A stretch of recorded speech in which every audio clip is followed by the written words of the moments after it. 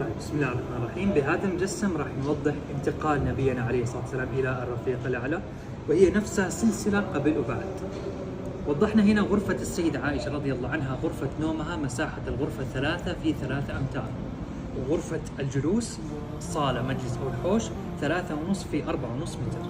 في غرفة الجلوس بوابة يخرج منها عليه الصلاة والسلام إلى المدينة وباقي غرف زوجاته، وبوابة منها على المسجد النبوي على الروضة الشريفة، والقبلة في المجسم بهذا الاتجاه. من هذا الشباك كان يطل النبي عليه الصلاة والسلام على حوش السيدة فاطمة الزهراء رضي الله عنها، يسألها عن أحوالها، أحوال سيدنا الحسن والحسين، يقول لهم الصلاة الصلاة. وهذا السرير معظم وقت النبي عليه الصلاة والسلام كان على هذا السرير.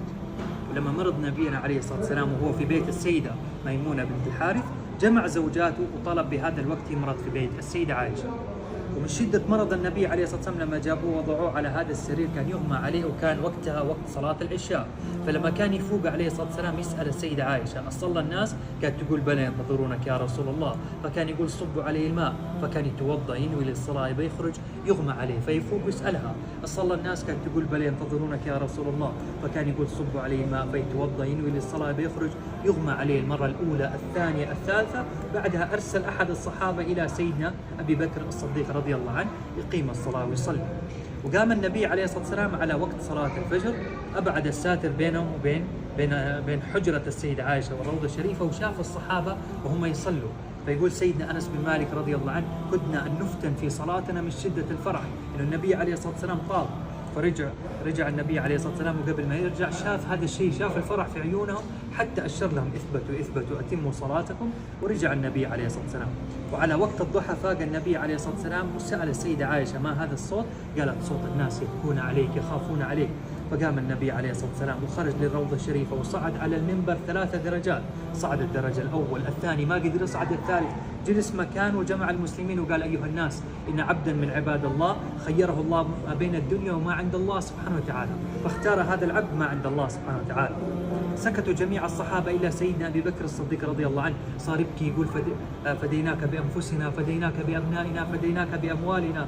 قالوا الصحابة اجلس يا أبا بكر لقد قاطعت رسول الله. قال النبي عليه الصلاة والسلام اتركوا لي صاحبي، اتركوا لي خليلي، فما من عبد كان له حق علينا أو دين وما قضيناه إلا أبي بكر جعلت حقه على الله سبحانه وتعالى. فهنا ذكرهم النبي عليه الصلاة والسلام بالنساء، بالصلاة، بالأنصار، وزع أسلحته، وتصدق النبي عليه الصلاة والسلام ورجع على السرير، نادى على زوجاته وذكرهم وعظهم، نادى على سيدنا الحسن والحسين قبلهم. دخلت السيدة فاطمة الزهراء رضي الله عنها، كانت هذه أول مرة ما يقدر يقوم النبي يقبلها بين عيونها، فصارت تبكي وتقول وكرب أبتاه وكرب أبتاه. قال لها النبي عليه الصلاة والسلام لا تبكي يا فاطمة، لا كرب على بيك بعد اليوم. وقال لها اقتربي وهمس في أذنها، بكيت أكثر، قال لها إني أموت يا فاطمة وإني أموت الآن. لما بكيت قال لها اقتربي وهمس في أذنها، ضحكت، قال لها أنت سيدة نساء أهل الجنة وأنت أول أهل لحاقا بي. توفت بعد وفاته عليه الصلاة والسلام ب6 أشهر. لما اشتد المرض على النبي عليه الصلاة والسلام، أسندت السيدة عائشة رضي الله عنها رأس النبي على صدرها، سمعت النبي عليه الصلاة والسلام وهو رافع يده للسماء يقول بلي رفيق الأعلى، بلي رفيق الأعلى. عرفت ملك الموت استأذن النبي عليه الصلاة والسلام. ثقل رأس النبي على صدرها، سقطت يد النبي عليه الصلاة والسلام، جات لباب الروضة وصاحت تقول مات رسول الله، مات رسول الله، مات رسول الله. انفجر المسجد بالبكاء على النبي عليه الصلاة والسلام مع الصدمة.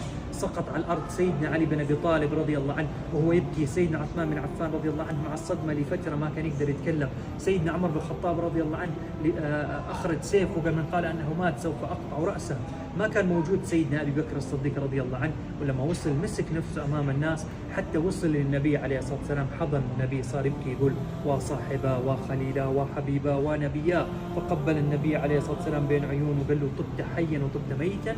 وخرج للمسلمين يهديهم ويقول أيها الناس من كان يعبد محمدا فإن محمد مات، ومن كان يعبد الله فإن الله حي لا يموت. فلما احتاروا الصحابة فين يدفنوه، سيدنا أبي بكر الصديق رضي الله عنه قال سمعت رسول الله يقول الأنبياء يدفنون حيث ماتوا. أزالوا السرير، حفروا للنبي عليه الصلاة والسلام في نفس مكان السرير بالطريقة اللي تسمى اللحد، يحفروا على الداخل، وضعوه في هذا المكان. وغسلوه 4 من آل البيت بلباس ولم يخلع لباس النبي عليه الصلاة والسلام. مسحوه مسح من فوق اللباس عم النبي العباس وابن عم القثم والفضل وسيدنا علي بن أبي طالب رضي الله عنه وارضاهم. بعد وضع النبي عليه الصلاة والسلام بهذا المكان بالكفن، يدخل الرجال على مجموعات يصلوا عليه، يخرجوا يدخل النساء الصبيان 3 أيام يصلوا على النبي عليه الصلاة والسلام.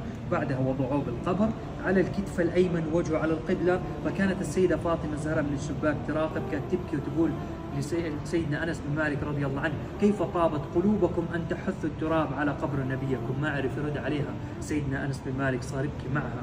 دفن عليه الصلاة والسلام بهذا الشكل، قبره الوجه على القبلة، الرأس من أعلى للروضة الشريفة. كانت تخرج السيدة عائشة رضي الله عنها وتجلس على هذا السرير بالحجرة.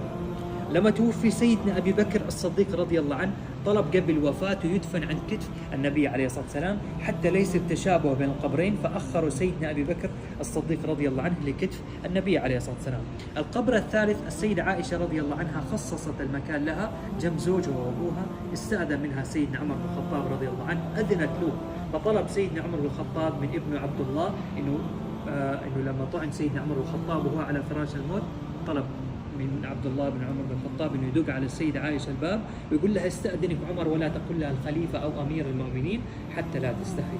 فاذنت لسيدنا عمر بن الخطاب رضي الله عنه، وطلب يدفن عند اقدام النبي عليه الصلاه والسلام لخصر سيدنا ابي بكر الصديق يؤخر عنهم اكثر.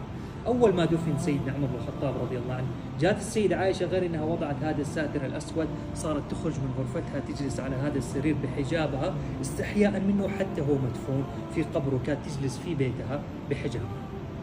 الله يجمعنا فيهم يا رب. شوف باقي 3 دقائق. بهذا المجسم وضحنا الطريقة اللي دفن فيها النبي عليه الصلاة والسلام، ولليوم يدفن بنفس الطريقة تسمى باللحد. واللحد انهم يحفروا على الداخل، ينزلوا الميت يحطوه بالداخل على الكتف الأيمن وجهه على القبلة، ينزل عليه طوب اللبن، يتم هنا الدفن وهذا الدعاء له. يحطوا صخرة إذا كان رجل، صخرتين